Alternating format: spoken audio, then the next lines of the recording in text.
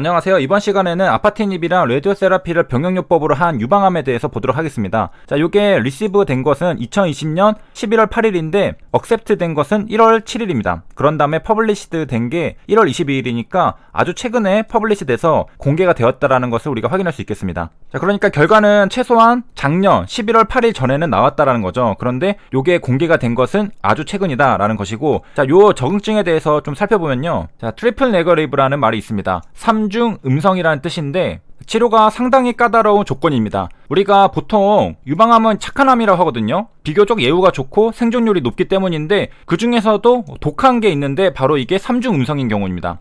자, 3중 음성이라는 것은 세 가지가 음성이 나왔다는 뜻인데요. 그 중에 세 가지가 뭐냐? 에스트로겐 수용체, 프로게스테론 수용체, 표피성장인자 수용체, 요게 없다는 것입니다.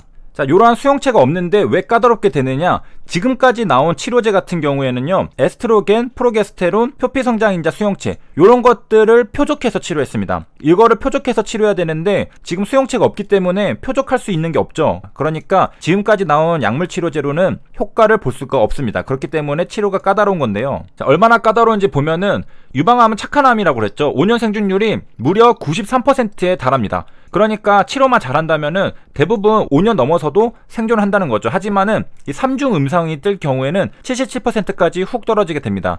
보통 평균이 70%인데 평균에 다다른 수치죠. 요게 굉장히 예후가 좋은 건데도 이 3중 음성이 뜰 경우에는 평균까지 떨어지게 됩니다. 그래서 3, 4기일 경우에는 33%에 불과하다고 합니다. 3중 음성이 아닐 경우에는 55%라고 하는데, 자, 정리를 하자면은 유방암은 5년 생존율이 93%입니다. 그런데 3중 음성이 붙을 경우에는 77%까지 떨어진다. 그리고 3, 4기에도 일반적으로는 55%인데 3중 음성이 뜰 경우에는 33%까지 떨어진다. 이렇게 떨어진다는 것을 확인할 수 있겠습니다. 자, 그리고 진행이 빠르고 공격적이라고 하는데요. 자, 우리가 보는 앱스트랙에서도 묘사가 되어 있습니다. Progressed aggressively 라고 적혀 있죠. 진행이 공격적이고 빠릅니다. 자, 그리고 이제 특징적인 걸 보니까 보통은 60대에서 발병이 하는데 3중 음성 같은 경우에는 40대에 발병을 한다고 합니다. 자, 이렇게 치료가 까다로운 상황에서 아파티닙이랑 레디에이션을 같이 하면 어떻게 되었느냐? 자, 결과를 보니까 여기에 Near CR이 2명 나왔습니다. 그러니까 완전히 컴플리트하게는 아니고 조금 비슷하게 나왔습니다.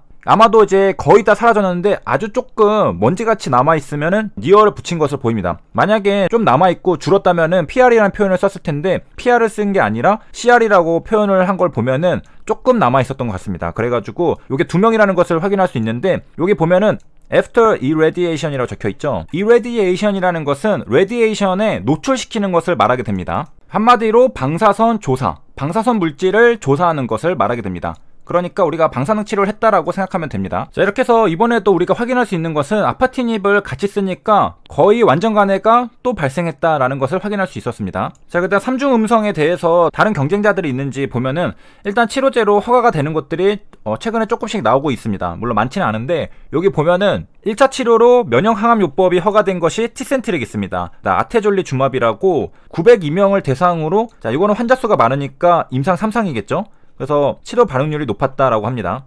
자, 우리가 봤던 앱스트랙에서도 보면은 추후에 라지 스케일로 클리니컬 트라이얼스를 한다고 합니다. 그러니까 티센트릭처럼 이제 환자 수를 늘려가지고 한번 해보겠다라는 것을 이제 밝히고 있고요. 그 다음에 이제 최근에 허가된 약이 뭐냐면 2019년 10월에 올라파립 림파자라는 것이 승인을 받았습니다. 자, 그런데 요거는 재발이 됐거나 BRCA 유전자 변이가 확인된 사람이 쓸 수 있다. 그러니까 우리가 인클루전 크라이테리아에 요런 거 리커전이나 BRCA 유전자 변이 이런 것들이 있어야지 효과가 있다라고 검증이 된 거죠. 만약에 요런 게 없다면은 효과가 있는지 없는지 알 수가 없겠죠. 그런데 이러한 제한이 들어가 있는 것을 보면은 우리가 인클루전 크라이테리아에 요게 있는 임상시험을 진행해서 허가를 받았다. 그래서 추가적으로 이런 제한을 풀려고 한다면은 임상시험을 또 해서 확인을 해야 되겠죠. 이거 비슷한 것을 한 게 옵디보가 이러한 제한을 풀었었죠. 그 다음에 이제 밑에 보니까 키투르다도 뭐 치료에 효과가 있다는 연구도 발표된 바 있다, 이렇게 나왔습니다. 자, 그러니까 정리하자면은 기본적인 유방암은 치료할 수 있는 그런 표적 치료제들이 있는데 3중 음성이 뜰 경우에는 요거를 표적할 수 있는 치료제가 없어서 난감한 상황이었는데 최근에 티센트릭 그리고 림파자가 등장을 하고 있고, 자, 그럼에도 최근이니까 아직 허가된 약들이 별로 없다. 그런데 아파티닙이 지금 라디오세라피랑 병용으로 써가지고 거의 완전 간해가 2명이 발생한 상황이다. 그리고 추후에 라지 스케일 클리니컬 트라이얼스로 추가로 진행할 거라고 말하고 있고 그런 상황입니다. 자, 그리고 이번 시간에는 어떻게 보면 인생에서 가장 중요한 것 중에 하나라고 할 수 있는 것을 알려드리도록 하겠습니다. 올바른 쾌변 자세. 우리가 잘 먹고 잘 사는 거, 그런 게 굉장히 중요하잖아요. 그리고 우리 몸의 독소는 가지고 다니는 게 아니라 빨리빨리 배출해 줄수록 좋습니다. 그래서 이제 올바른 자세가 뭐냐, 일반적인 자세, 이런 자세는 별로 좋지 않다고 합니다. 이렇게 보면은 저 끝부분이 구부러져 가지고 이게 나오지 않고 걸리게 된다고 합니다.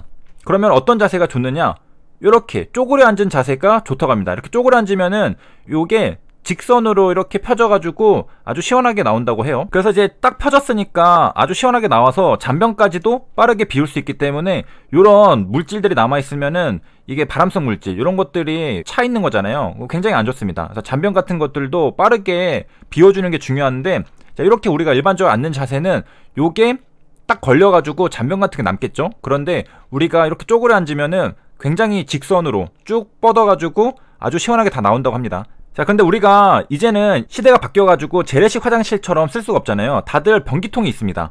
그러면은 이런 자세를 만들어야 되는데 어떻게 만들 수 있느냐, 이렇게 앉으면은 직각이 되기 때문에 요게 안 나옵니다.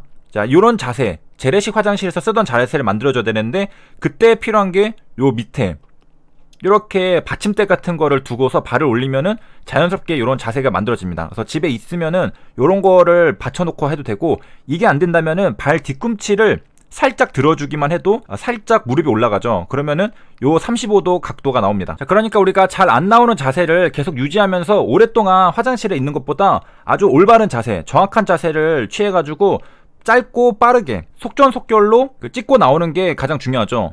우리가 화장실 오래 있으면은 굉장히 안 좋습니다. 자, 그래서 집에 요런 게 없을 경우에는 발 뒤꿈치를 드는 거 굉장히 강추드리고요. 급할 때 도움이 많이 됩니다. 우리가 어떤 운동을 해도 올바른 자세가 중요하다고 하잖아요.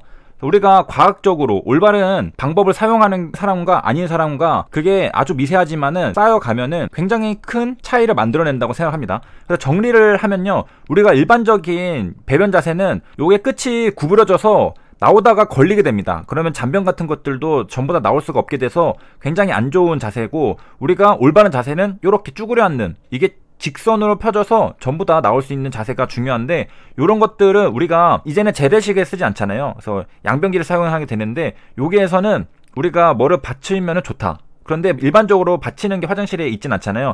그럴 경우에는 발 뒤꿈치를 살짝 들어만 줘도 요 쭈그려 앉는 자세 35도가 됩니다. 무릎이 살짝 올라가거든요. 발 뒤꿈치를 들면은. 그러면은 우리가 올바른 쾌변 자세다. 그래서 이런 것들을 알고 사용하는 사람과 아는 사람 간에 화장실에 오래 있고 적게 있고의 차이를 만들고, 또 인생에서도 굉장히 큰 차이를 만들게 됩니다. 그래서 여기까지 시청해주셔서 감사합니다.